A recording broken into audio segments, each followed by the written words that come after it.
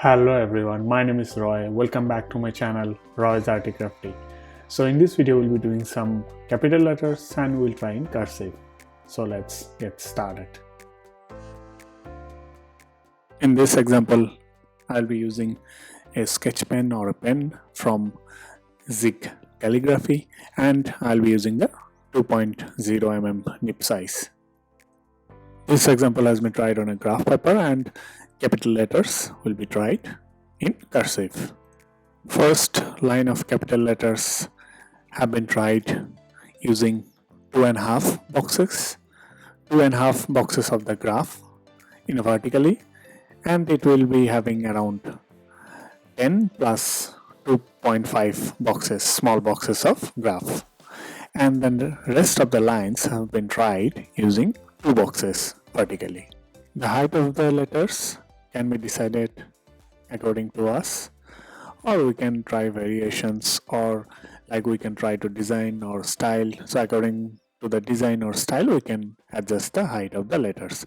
But if we are following a specific italic or any specific style, then we have to conform, or we have to be specific with the height of the letters according to the nib size of the pen. And after writing we should analyze our own writing, because in the second trial under this section, like the capital letter G is not written in a correct way. The lower part of the G has become smaller, and overall the structure of the whole letter is not correct, as the lower portion has got small part, or it has been smaller.